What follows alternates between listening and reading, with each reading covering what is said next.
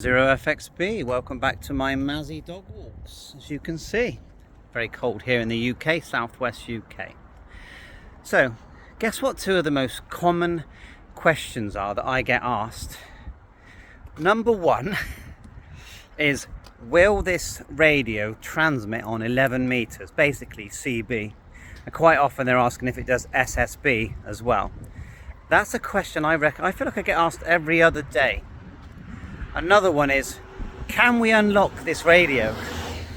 Can we unlock this radio? Because they want to, people want to buy a £20 radio and they want it to do CB, they want it to do sideband, they want it to receive and transmit.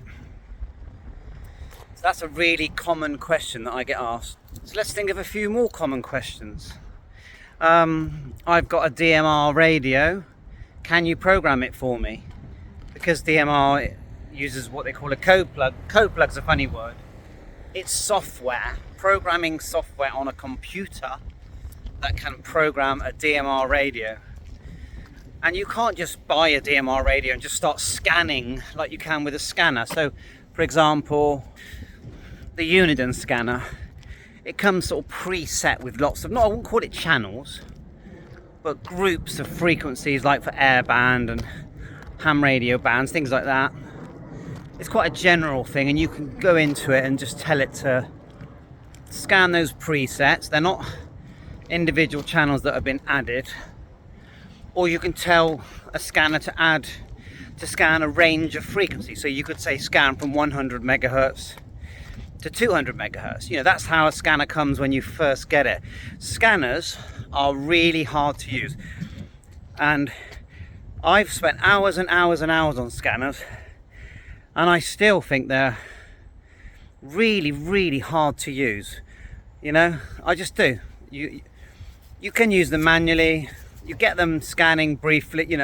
It's not hard to just tell it to scan, say, the ham bands, the air bands. That's easy. But if you really want to use the scanner where you put lots of thousands of frequencies, preset frequencies, it's really hard. Now, the thing about the Uniden 100, 200 scanners, in the USA and Canada, you just put in your zip code, it loads everything up for you. That's great. In the UK, Europe, it doesn't do that. All right, let's move on to the next question. What's the best one?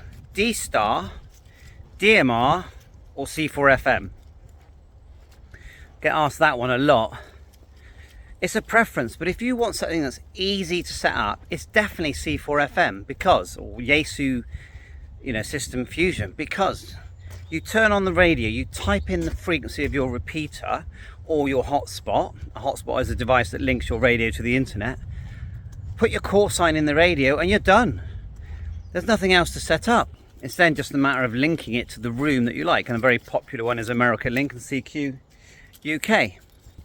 So I like all modes, but I do like complicated stuff. But if you want to just dip your toe in, probably get a Yaesu FT70 and a hotspot. But if you want to do it cheap, a Bofeng DM1701. Don't be put off by the word Bofeng. The radios are really good quality color screens, VHF, UHF and DMR, and they're like 50 quid. And then get yourself a hotspot for another 50 quid. And I've made so many videos on hotspots and on the DM, and it's a lot to learn. Don't think you're going to learn it in a day. It's going to take you months to learn it, but in the first few days you'll get a few channels working, whether it's digital or analog.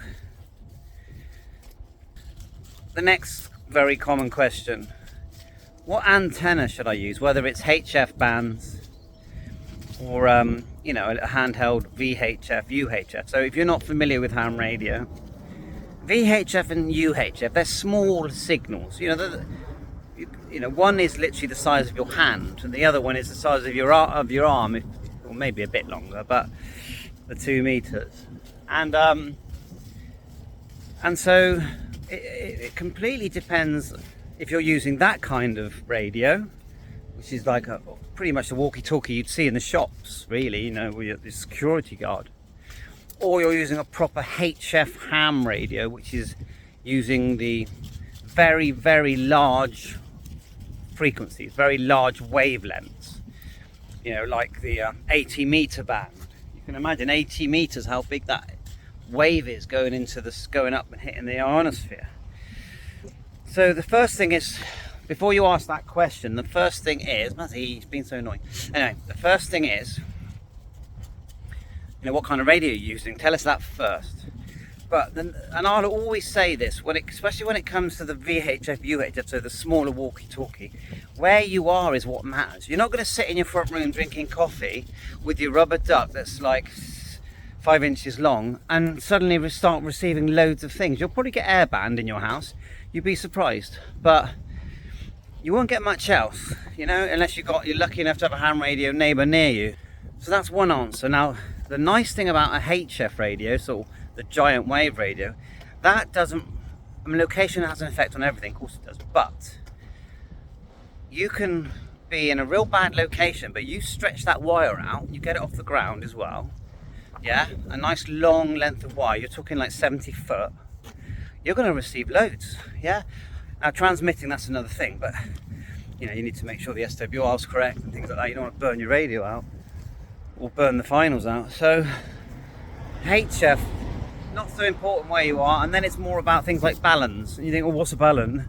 Which I don't really know what a balun is, but when they made coax, the outer braid is like this thick gold like stuff, isn't it? It's like a braid, it's like, well, braid's the best word really. It surrounds and tries to keep the signal in. And then you've got the center core, which is where the signal was traveling. Imagine the center core like plus on a battery. And then the outer core is like the earth, the black on a battery. Imagine that.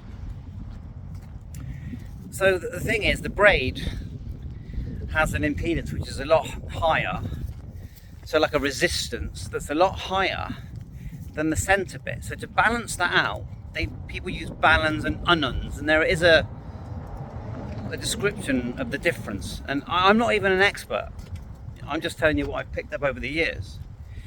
So the reason it always makes sense to get a balun, because once you connect that, it's going to level out the difference impedance between the center core and the outer core of your antenna, which then gives you more of a chance. If you cut an antenna, say 66 foot length of wire, end-fed wire, it gives you way more of a chance to SWR it, because you're nearer to the correct impedance, 50 ohms. So if you're on that kind of radio, I always say get yourself a balun. 49:1 is the one I like. Yeah, 9:1 will work well as well.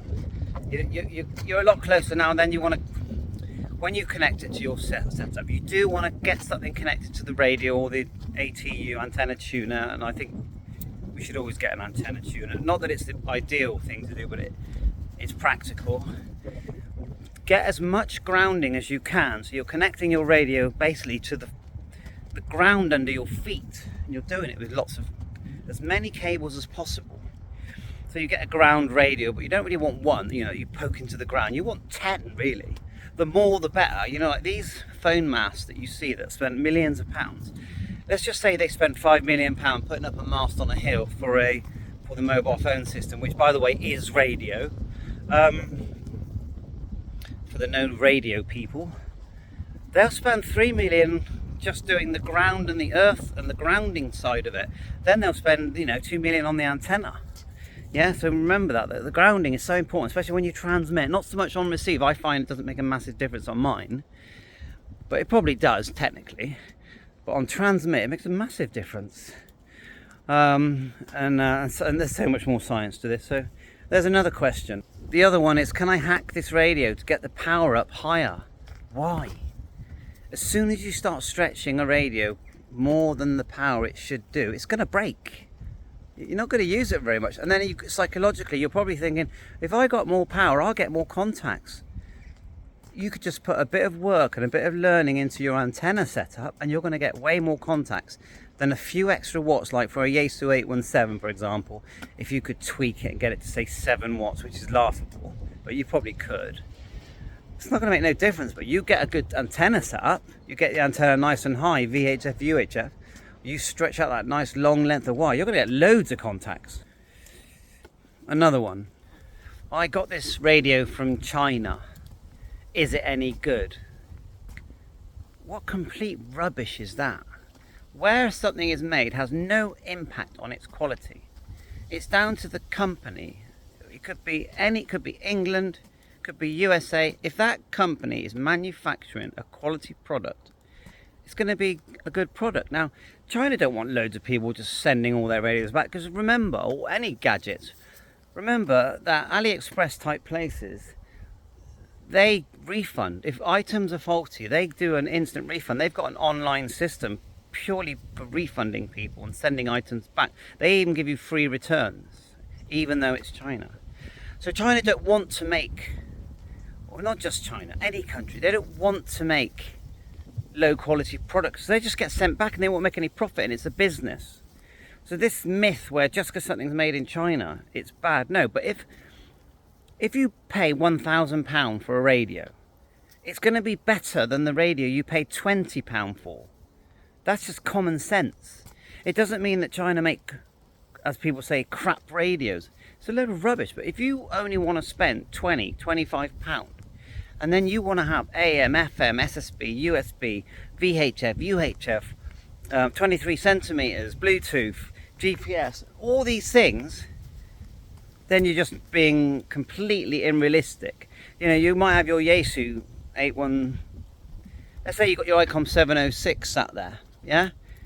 And then you buy a cheaper one, like a Xiegu, you know, they do some lower priced HF radios. And then you compare them like they cost the same money and like for like, and you start bad mouthing. Although I'll tell you now what something like the Xiegu G90 does compared to the 706, really, for £300, and the 706 when it came out is what £800. Yeah, it's a tough one. So anyway, so Mazzy's on a walk, doing lots of videos today, doing some drone flying today, and I part of my channel is what they call sports cameras, but basically GoPro cameras. I'm doing a bit of that today. Thanks for watching my channel. Hit the like, hit the subscribe if you want to. If my videos help, if I've helped you directly several times, then buy us coffee. Why not? I'll go with my wife. We'll have a coffee. We'll go somewhere nice, get nice and warm, and we'll say thanks to whoever bought us that coffee. And join my channel, because YouTube have a membership link at the top. It's £1 a month. I set the lowest price that you can set. And to me, it's more about becoming a member of my channel than it is about the money. Because by the time YouTube take their cut in a year, it's like nothing, yeah, compared to what I spend on the radios, yeah. But being part of a community, part of a community of people who are all members, that's the reason you join.